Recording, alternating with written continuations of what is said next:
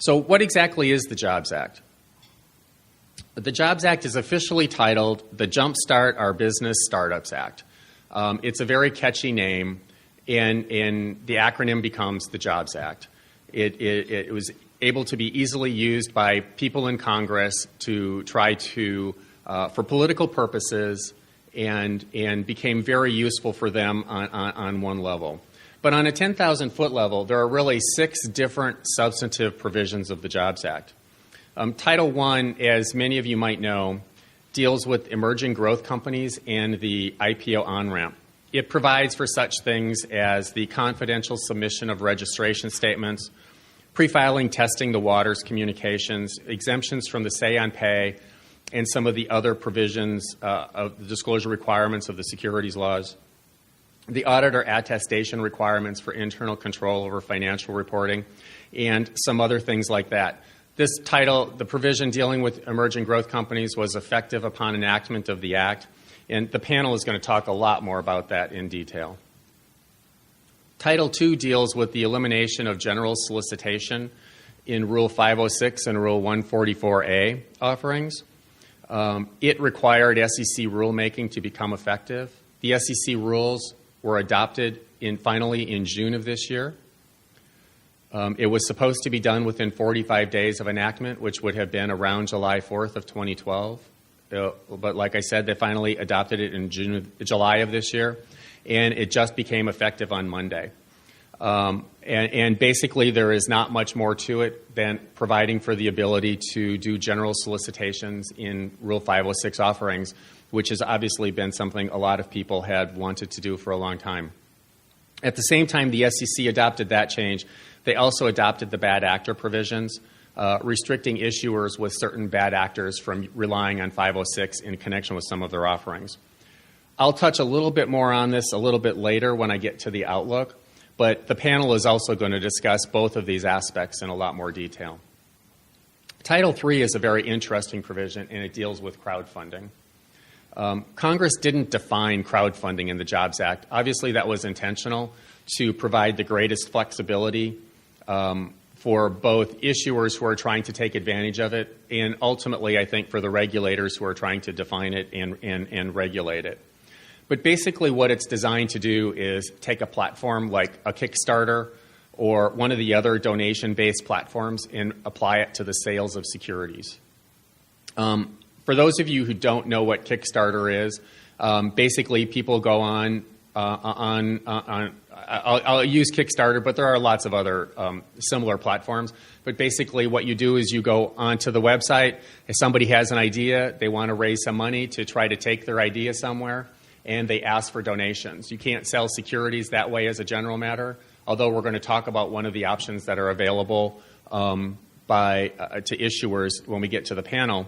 But basically, so people aren't expecting a return. They just think it's a great idea. It might be they like somebody's music and want to promote the music. It might be a variety of other things. And you might get a T-shirt, but you don't get a security. You don't get any other return.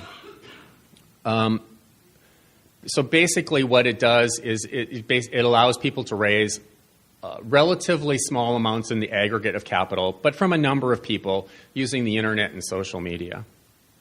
The Jobs Act limits the amount that can be raised during any 12-month period to $1 million, and the amount that can be raised from any investor during that period is limited to $2,000 or 5% of their net worth or net income if their net worth or income is less than $100,000.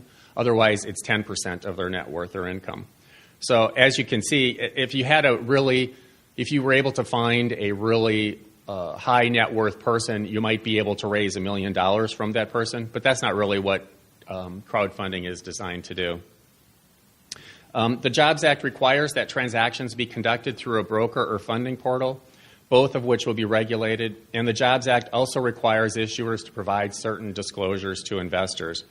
Finally, the Jobs Act imposed liability for misstatements or omissions in connection with the sale of securities, just like any other sale of securities. Title III of the Jobs Act requires SEC rulemaking to become effective. The SEC was supposed to have done their rulemaking by the end of 2012. We still haven't seen even proposed rules, let alone final rules. And so it will be a little bit unclear as to when we're going to see something. We now have the SEC now has a new chair who has said she wants to get all of this pending rulemaking out. So maybe we will see something. But the panel is going to talk about the crowdfunding, but in a different context, crowdfunding for accredited investors, which really isn't taking advantage of this provision, but it's taking advantage of the general solicitation provisions, which were Title II, which I previously talked about. Title IV of the Jobs Act deals with small company capital formation. It's commonly referred to as Reg A+. To me, this seems like it has the potential to be a big sleeper provision of the Jobs Act. It's not really talked about that much. It hasn't been subject to much pre-rulemaking comment or anything like that, like some of the other provisions. But I think it really might have an interest to a large group of investors. Basically, what Title IV does is allow issuers to raise up to $50 million in any 12-month period from any number of people. The securities can be sold publicly. They're not restricted.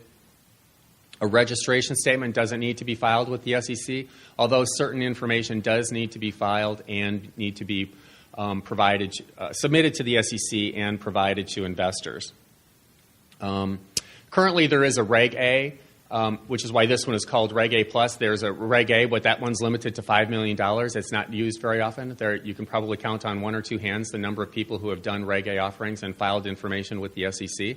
And I think part of the reason for that is because the maximum amount that can be raised that way is only $5 million, and I think companies think that there are other more efficient and cost-effective ways to raise capital than using Reg A. Like crowdfunding, Reg A is also subject to SEC rulemaking. It doesn't have any time period, and we also haven't seen any proposal yet. So those first four titles all deal with trying to ease capital formation under the Securities Act. The last two titles of the Jobs Act try to deal with deferring or delaying registration under the Exchange Act. Prior to the Jobs Act, under the Exchange Act, companies had to come register with the SEC and file reports if they had more than 500 holders of record of a class of equity securities. And what the Jobs Act did was add two titles which sort of modified that in different situations.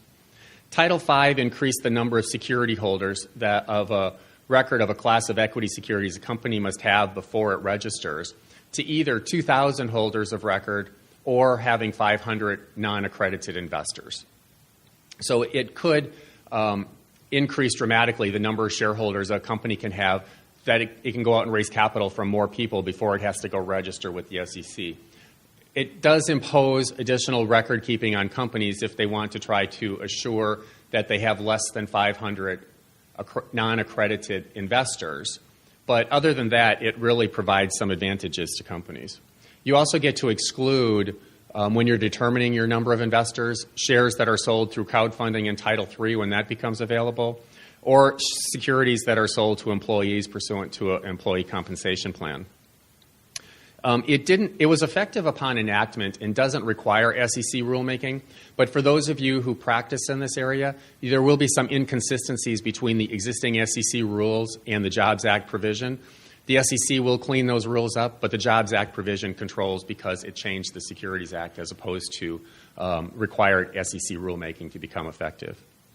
Title VI went further than Title V, and it's really only applicable to bank holding companies, and it just set a flat-out limit of needing 2,000 shareholders before you had to come register with the SEC. It also increased the number of shareholders. Let me step back. In order to stop registering with the SEC, you have to have less than 300 holders of a class. And with regard to bank holding companies, Title VI raised that to 1,200 shareholders. So basically, Title VI is designed to provide advantages to bank holding companies, and again, which are viewed as smaller companies, vital to community, smaller communities and things like that, and allow them to not have to register with the SEC.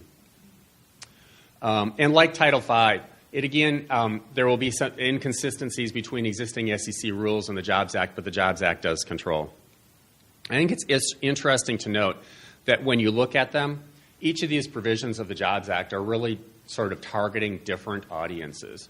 The emerging growth company provisions in Title I were targeting the IPO process, companies that wanted to go public and things like that. It was designed to help facilitate that process and sort of reduce the cost, if possible, of doing an IPO.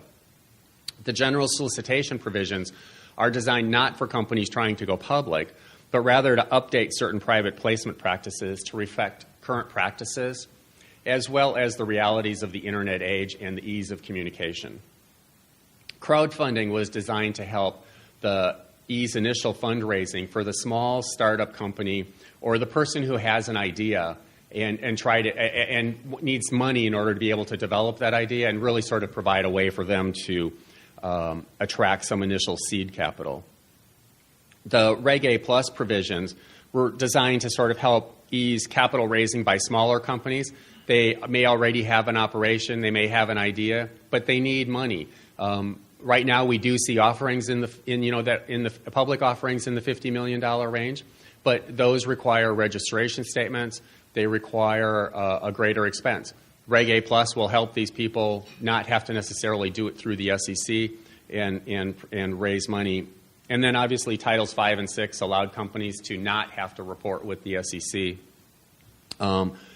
defer reporting with the SEC, which then allows them to save the money that they might otherwise spend on compliance costs and use that for internal purposes for whatever it might be.